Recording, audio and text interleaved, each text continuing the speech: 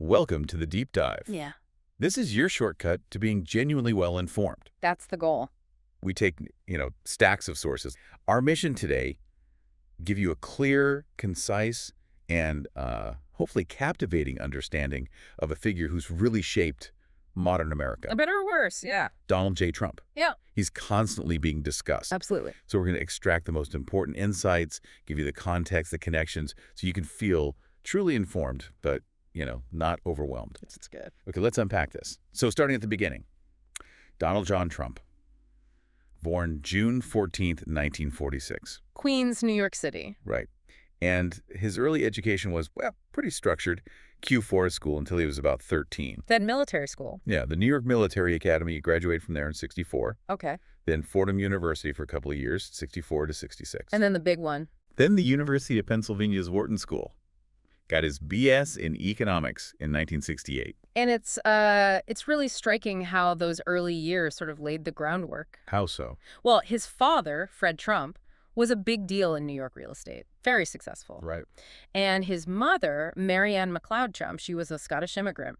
Fred Trump's business definitely set the stage for Donald's career. Built on that foundation. Totally. And it instilled a certain approach. Plus, even as a kid, he was apparently quite assertive. Which led to military school. Exactly. His parents sent him there because of that. And you can sort of see maybe hints of the direct, sometimes confrontational style he became known for later. Yeah, that assertiveness has certainly seemed to carry through into business. He officially took over the Trump Organization in 1971. Right, from his father. And what's fascinating, I think, is his genius wasn't just like building buildings. No, of the branding. Exactly. His name became the brand. All those high-profile projects, Trump Tower in New York, Icon. Trump International Hotel in D.C., Trump Plaza, Trump Taj Mahal, the golf clubs. All branded Trump. And he even licensed the name, right, to buildings he didn't actually own. Yeah, that's key. He turned Trump itself into this, luxury commodity, a super powerful personal brand. And if you connect that to the bigger picture, his other ventures, like getting into casinos, hotels. Atlantic City. Right, Atlantic City. The Trump Taj Mahal opened in 1990. It all shows this consistent strategy. Build the brand, leverage how people see you. Right. Now, it's important to be clear here. While several of his companies hit financial trouble, filed for bankruptcy. The Taj Mahal, for instance. Yes. Donald Trump himself never personally filed for bankruptcy. That's an important distinction. It is. It shows maybe some resilience, maybe some shrewd maneuvering in, complex financial situations. And then, from real estate, he makes this huge leap. Into media. Yeah, becoming a global celebrity. Yeah. NBC's The Apprentice. Huge hit, 2004 to 2015. And that catchphrase. You're fired. Everyone knew it. He used that media exposure brilliantly, didn't he? Masterfully. Expanded the brand even more. Merchandise, appearances, books. The books, yeah. The Art of the Deal, back in '87, was maybe the most famous one. Right. It wasn't just a memoir. It laid out this whole negotiating philosophy. Always pushing, always looking for the edge. Pretty much. And that really became part of his public persona, his political approach later on. And there were others, too, like Surviving at the Top, The America We Deserve, Time to Get Tough. Yeah, what's really compelling is how the business stuff and the media stuff, it all points to this consistent, calculated strategy. Personal branding, managing public perception. It wasn't just a career change. It was like building the character. Exactly, an evolution of a persona that, ultimately defined his political career. So, okay, he's built this massive business and media profile. Then comes politics, which for many seemed like it came out of nowhere, but he'd actually been flirting with it for a while, right? Oh, yeah, since the 80s. He'd talked about running before. It wasn't totally out of the blue. And his political identity? It wasn't fixed. Not at all. He shifted around. Democrat, Reform Party, Independent, finally Republican. Always positioning himself as the outsider, though. Right. Criticizing the establishment, both Democrats and Republicans. Which kind of raises that question you mentioned. Yeah, how did that populist message, that outsider thing, resonate so strongly? Especially when he'd switched parties. It's a puzzle. When he finally announced, June 2015, running as a Republican, the 2016 campaign had these really clear themes. Immigration control. The wall. Build the wall on the U.S.-Mexico border. That was central. Economic nationalism. Yep. America First foreign policy. And drain the swamp. Drain the swamp, the anti-corruption message. And it worked. He beat, 16 other Republicans in the primaries? A crowded field. And then defeated Hillary Clinton in the general election.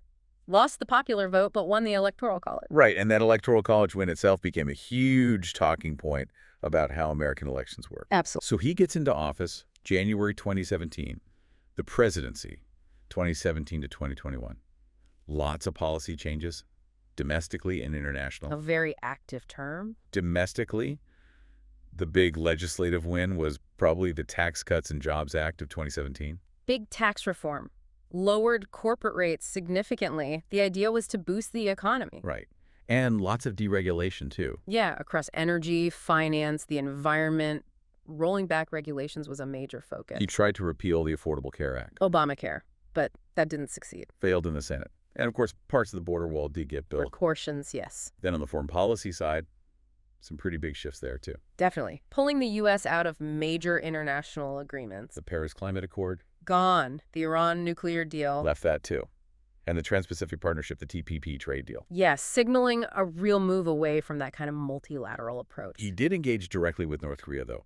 Met with Kim Jong-un. Unprecedented meetings, though, the long-term results were limited. And the trade war with China. Imposed tariffs, yeah. Escalated things quite a bit. But also the Abraham Accords. That was significant, yes. Normalizing relations between Israel and several Arab nations, a definite foreign policy achievement for his administration. But, here's where analyzing a presidency gets really interesting, right? You have the policy implementation. The nuts and bolts. And then you have the intense public and political reactions, the controversies. And there were quite a few documented in this source. Yeah, things like his remarks after Charlottesville, the family separation policy at the border. The handling of Hurricane Maria in Puerto Rico drew criticism. Right. And then the impeachments. 2 of them. First one in 2019. Accused of pressuring Ukraine about Joe Biden. Acquitted by the Senate. He also got a lot of criticism for how he handled the COVID-19 pandemic, especially early on. Downplaying it, some said. That was the charge, yes. And the second impeachment, 2021. After January 6th. Charged with inciting the Capitol riot. And again, acquitted by the Senate after he'd left office. So that leads us to post-presidency, the 2020 election. A really contentious turning point. He lost to Joe Biden, but refused to concede. Alleged widespread election fraud, though extensive reviews in court cases found no evidence to support that. And his efforts to overturn the result, they culminated in the January 6th attack on the Capitol. A shocking day. In the aftermath, he got banned from major social media platforms for a while. Twitter, Facebook, though he's back on some now. Right.